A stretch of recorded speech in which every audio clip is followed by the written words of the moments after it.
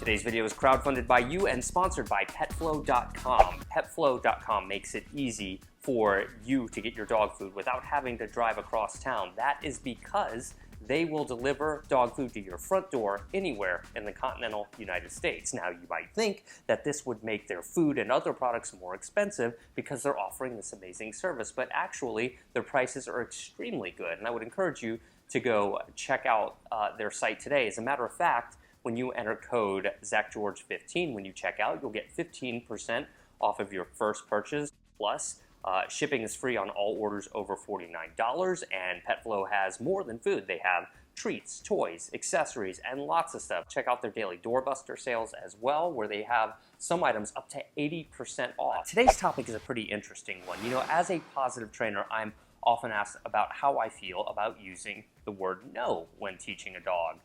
I do use the word no when teaching a dog, but a lot of other trainers feel that you shouldn't. So in this video, I kind of want to explain what the logic is behind both strategies. So what is the big controversy when telling your dog no? Well, some professional trainers think that if you tell your dog no, that you as a beginner are more likely to do so in a frustrated or angry manner, and there is some validity to this for some people. Remember, there can be no progress when you and or your dog are in a frustrated mindset during the learning or teaching process. Furthermore, if a dog is told no time after time, that's likely to discourage them, just like it would be for a person. I mean, wouldn't you feel discouraged if you felt like you weren't getting anywhere? Maybe a dog might have a bad association with the word no, maybe from a past home, maybe they were abused, maybe they were with someone who was very heavy-handed when training them, or maybe they're just a very sensitive dog, so any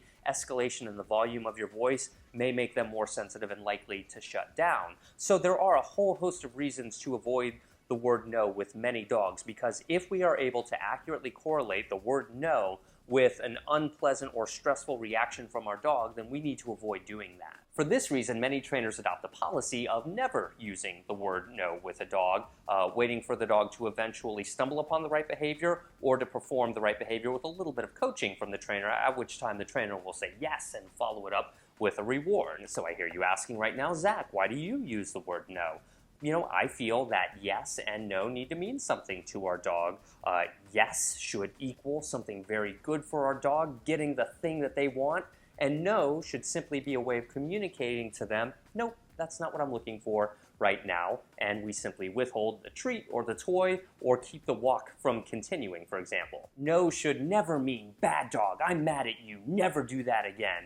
No should only serve to communicate to your dog, that's not what I'm looking for right now, let's try something else. And I find that as long as I've done a sufficient job of teaching my dog what the word no means, that they will eventually know that they can stop doing what they're doing and try something else. So that allows me to get a little bit more time out of my training. My style of teaching is to approach teaching a dog like I would a young child. Remember, dogs, more than any other species on earth, were bred to interact with and communicate with people. Nobody denies this, and we as people intuitively already know how to teach a young child. That's why this is such a wonderful combination of two species that can learn and communicate with each other. I find yes and no to be a very natural way to communicate, and I'm obviously not one for passive communication. I think it's very important to give our dogs very frequent feedback often. Now, of course, the emphasis of our training should always be on yes, always letting our dog know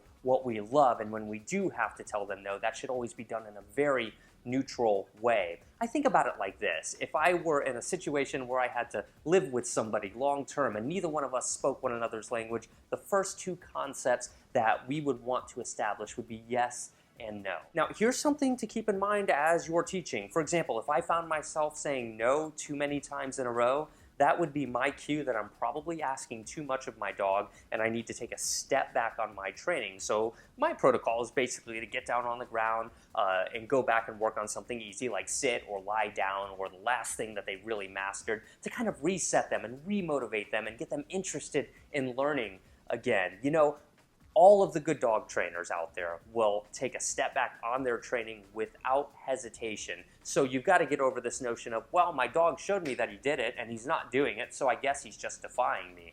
No, you've got to take the attitude that you're willing to work with your dog through these concepts, because they may understand it one day and they may forget it the next. So sometimes they need a little bit of a reminder. Be understanding of that. If you were building a structure like a building, for example, it would be kind of silly to continue to build on that foundation if you knew there was a weakness there.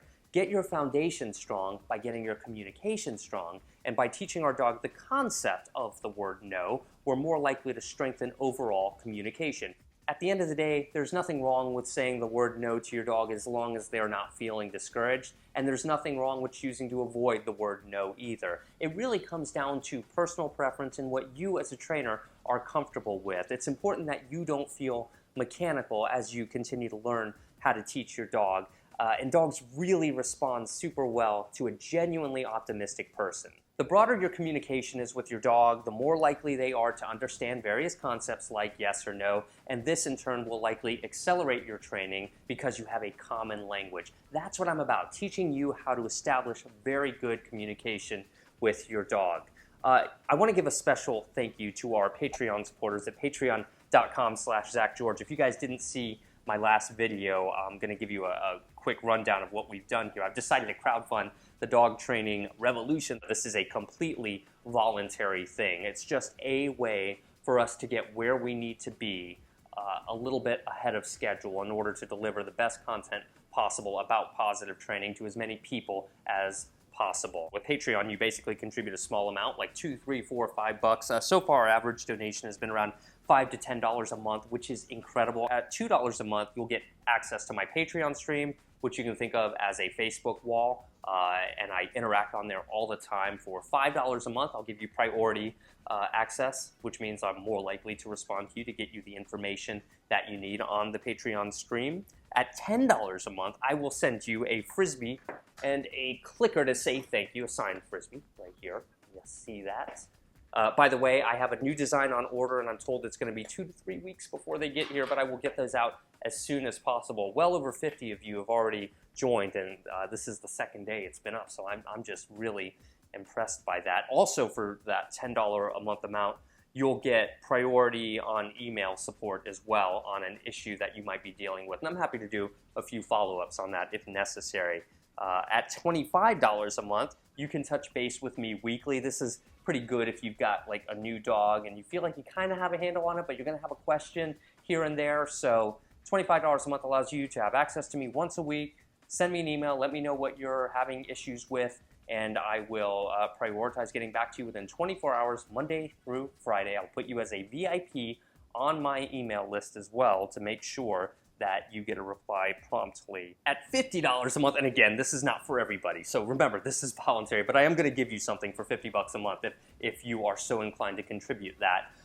This is good for people who have just gotten a dog or who really don't know a lot about dog training, and maybe you're watching my videos, but you want to know how a certain rule applies to your dog, and you want to be able to email me anytime you want. At $50 a month, I will make you a VIP, and I will reply to you within 24 hours, Monday through Friday, and make sure that you have all the help that I can possibly give you through email. So that's a rundown of some of the rewards I'm offering for your contribution. You can donate as little as $1 or $2 a month to the Dog Training Revolution, and that is totally up to you as to what you want to do. I wanted to make sure that I gave you something in return for your contributions, though. Do you guys ever say no to your dog? Tell me in the comments below. If you do, how do you say it? Do you tend to get angry when you say it, or are you good about keeping a neutral tone when saying no?